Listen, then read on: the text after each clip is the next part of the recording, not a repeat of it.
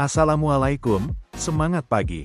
Halo teman-teman semuanya. Perkenalkan, kami dari kelompok 3 yang akan mempresentasikan materi tentang konfigurasi jaringan VLAN dasar menggunakan mikrotik.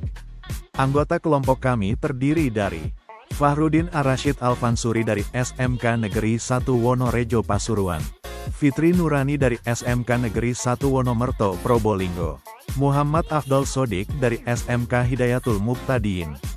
Di sini saya akan menjelaskan pengertian apa sih VLAN itu.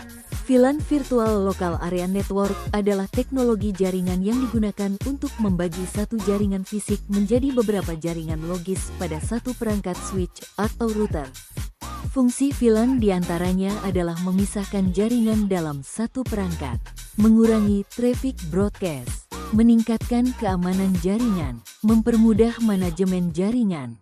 Cara kerja VLAN, Virtual Local Area Network, adalah teknologi untuk membagi satu jaringan fisik menjadi beberapa jaringan virtual.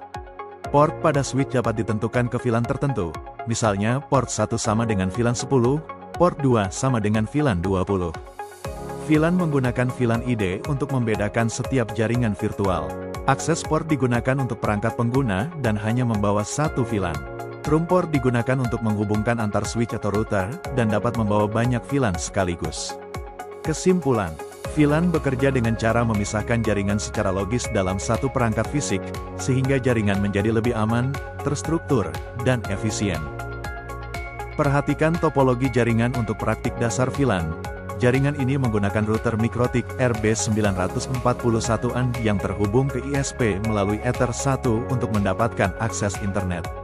Pada Ether 4 router mikrotik, dibuat 3 VLAN, yaitu VLAN 10 jaringan manajemen, VLAN 20 jaringan untuk guru, VLAN 30 jaringan untuk siswa.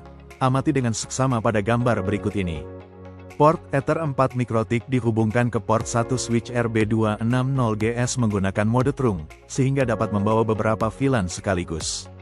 Switch kemudian membagi jaringan ke beberapa port. Setiap komputer klien akan mendapatkan jaringan sesuai dengan VLAN yang digunakan. Nah, untuk lebih mempelajari lebih mendalam, ikuti terus langkah-langkah selanjutnya. Modelnya ya. Jadi untuk koneksi internet masuk di port 1 di router RB941, lalu selanjutnya port 4 ini sebagai trungnya untuk jalur VLAN yang mengarah ke router switch. Nah, di router switch itu ya untuk trunk dimasukkan di port 1, lalu nanti VLAN 10 ada di port 2, VLAN 20 ada di port 3, lalu VLAN 30 ada di port 4. Seperti itu. Kita manajemen routernya dulu sesuai topologi. Pertama adalah konfigurasi dasar untuk koneksi internet.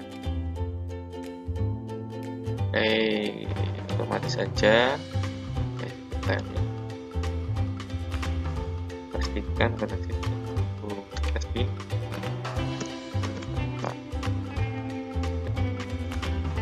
Config wilayahnya, config VLAN, VLAN yang VLAN adalah port 2, 3, 4. Dan lewatnya adalah port 4 kalau di desktop 4. Lalu pilihnya desktop, pilih dipakai VLAN. Oke, 4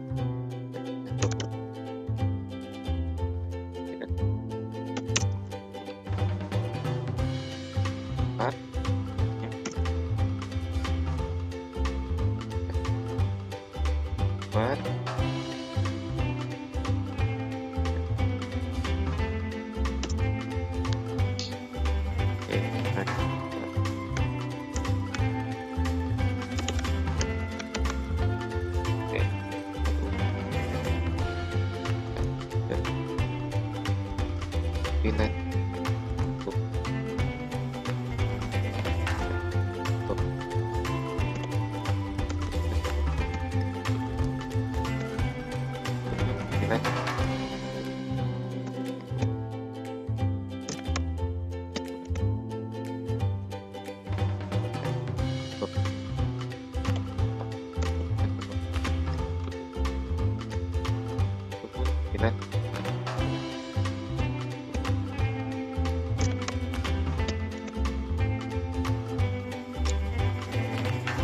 Sudah, selanjutnya di sini JB ya, untuk dan yang kita buat. Oke.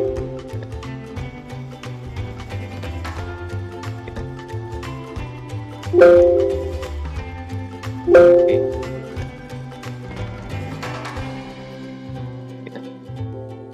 Untuk konfigurasi router sudah selesai.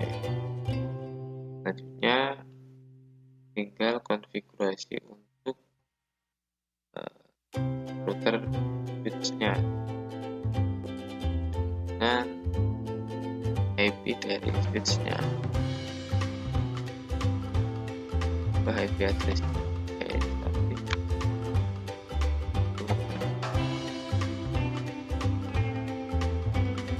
itu 68.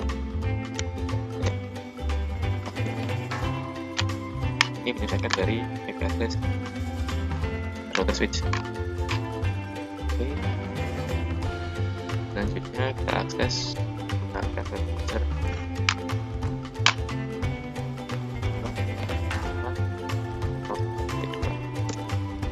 Sudah masuk.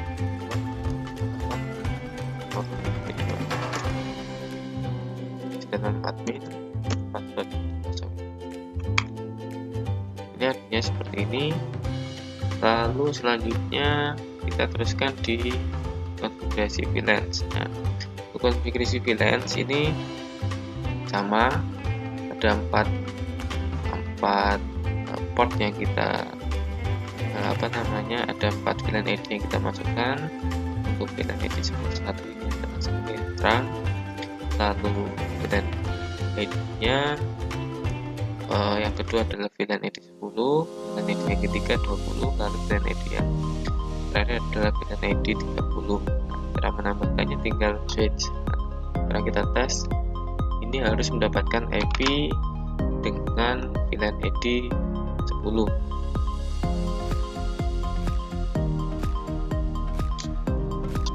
Langkah terakhir yaitu pengujian tes koneksi ke VLAN yang dituju.